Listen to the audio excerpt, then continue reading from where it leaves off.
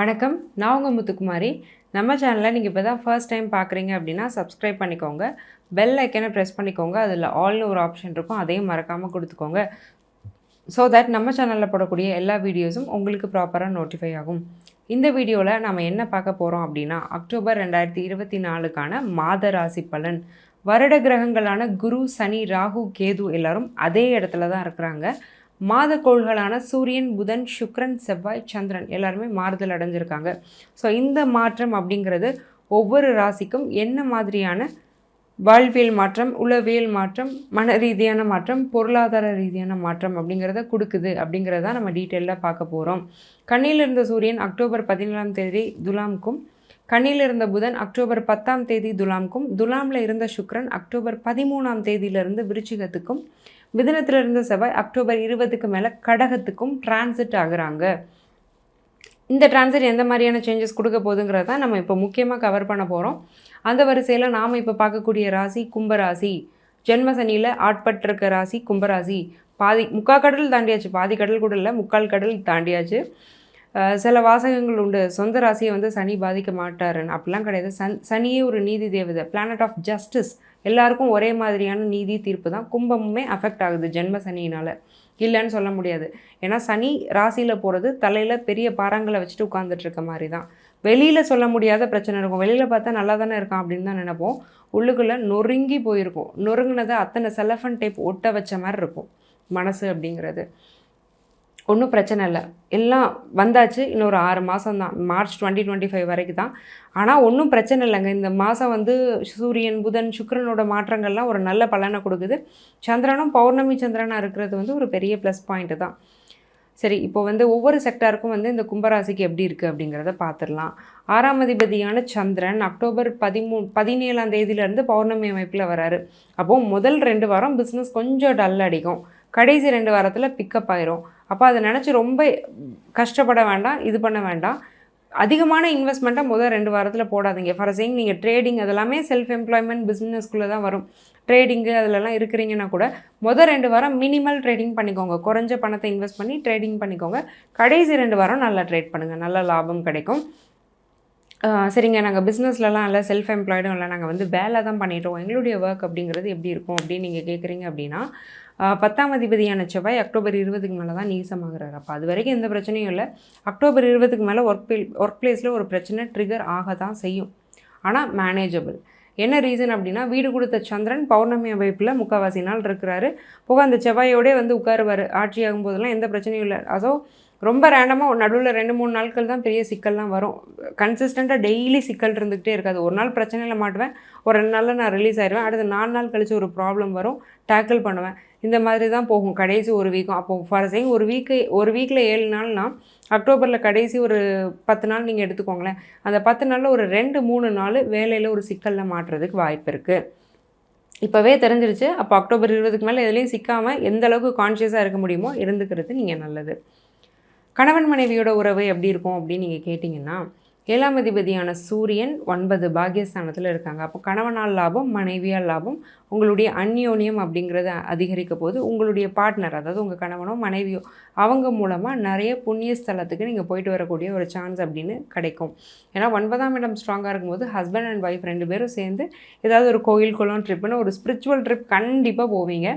அவங்களுடைய ஹெல்த்தும் இம்ப்ரூவ் ஆகும். உங்களுடைய கணவனோ மனைவியோ அவங்களோட ஹெல்த்துமே நல்லாவே இம்ப்ரூவ் ஆகும். மன ரீதியாக நல்லா சந்தோஷமாக இருப்பீங்க. குடும்பம் நல்லா தான் இருக்க போகுது. 2ல் ராகுவே இருந்தாலும் 7ஆம் அதிபதி 9ல் இருக்கும்போது நல்லாயிருக்கும். அதேமாதிரி 9ஆம் இடத்துல 2 கிரகங்கள் இருக்கும்போது அப்பா வழி சொந்தங்களுமே ரொம்பவே நல்லா இருப்பாங்க. அதில் எந்த பிரச்சனையுமே இல்லை.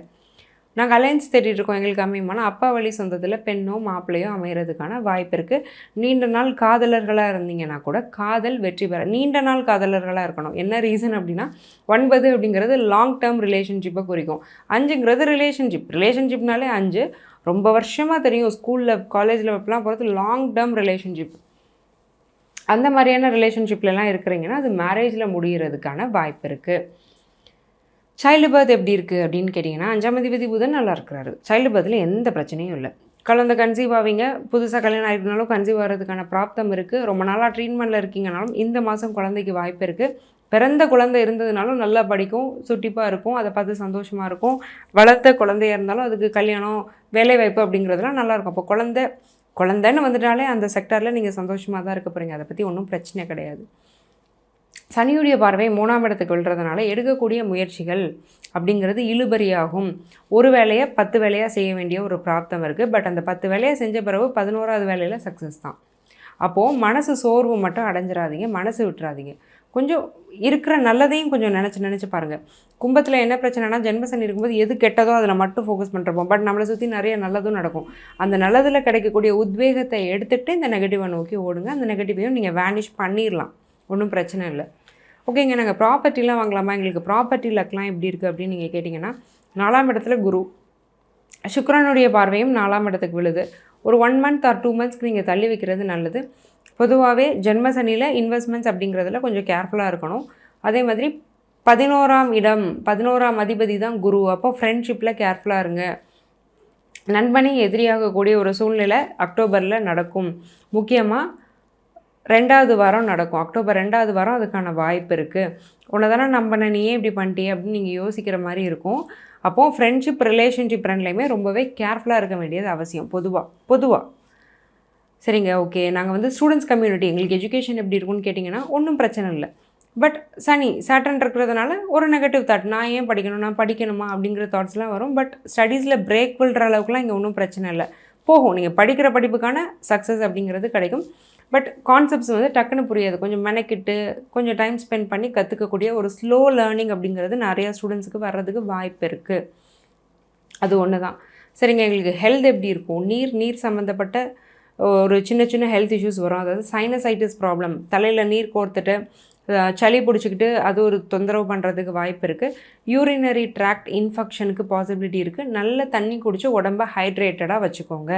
இந்த ஒரு விஷயம் அப்படிங்கிறது பல வகையான ஒரு பிரச்சனைகள்லேருந்து உங்களை காப்பாற்றும். வெளிநாட்டு யோகம் அப்படிங்கிறது உங்களுக்கு எப்படி இருக்குன்னு கேட்டிங்கன்னா, 8ஆம் அதிபதியான புதன் 9ல் தான் இருக்கிறாரு. 12ஆம் அதிபதியான சனி ராசியிலே இருக்கிறாரு. பெருசாக பிராப்தம் இல்லை, 1 or 2 கிடச்சதுன்னா ஜாதகத்தை பொறுத்து கிடைக்கிறதுக்கு தான் வாய்ப்பு இருக்குது. அப்போ கும்பத்தில் வெளிநாட்டுக்கு முயற்சி செய்கிறவங்க ஒரு ஜாதக கன்சல்டேஷனை நீங்கள் எடுத்துக்கிறது ரொம்ப நல்லது. ஓவராலாக பார்த்துக்கிட்டிங்கன்னா கும்பத்துக்கு இவ்வளோ நாள் நான் பார்த்ததில் இந்த மாதம் ரொம்பவே பாசிட்டிவ் தான். அதுக்கடுத்தும் ஒவ்வொரு மாதமும் ரொம்பவே பாசிட்டிவ் தான் வரப்போகுது. ஏன்னா ஜனவரிக்கு மேலெலாம் அந்த அஷ்டம சனியுடைய வீரியம் அப்படிங்கிறது குறைஞ்சிரும். தன்னுடைய சொந்த நட்சத்திரத்தெல்லாம் அவர் க்ராஸ் பண்ணிவிடுவார். இவ்வளோ நேரம் நம்ம பார்த்துட்டு இருந்தது வெறும் ஜென்ரல் ப்ரெடிக்ஷன்ஸ் தாங்க. உங்கள் ஜாதகத்துக்கான பிரத்யேகமான பலன் என்னன்னு தெரியணும்னா கீழே கொடுத்துருக்க என்னுடைய நம்பருக்கு காண்டாக்ட் பண்ணி என்னுடைய அப்பாயின்மெண்ட்டை புக் பண்ணிக்கோங்க. நான் உங்களுக்கு எல்லா பிரச்சனைகளுக்கும் டீட்டெயில்டான சொல்யூஷன்ஸ் கொடுக்கறதுக்கு தயாராக இருக்கிறேன். நான் சஜஸ்ட் பண்ணுற ரெமெடிஸ் எல்லாமே ரொம்ப சிம்பிளான லைஃப் ஸ்டைல் ரெமெடிஸ் தான். அதாவது வாழ்வியல் பரிகாரங்கள். நீங்கள் அன்றாடம் குளித்து வேலைக்கு போய் கோயிலுக்கு போகிற மாதிரி வாழ்வியல் மாற்றங்கள் மூலமாக செய்யக்கூடிய பரிகாரங்கள்னால கிடைக்கக்கூடிய வெற்றிங்கிறது அபாரமாக இருக்குது. இதில் ஜெயித்தவங்க நிறைய பேர். அந்த வரிசையில் நீங்களும் இடம் பெறணும்னு நான் மனசார வேண்டிக்கிறேன்.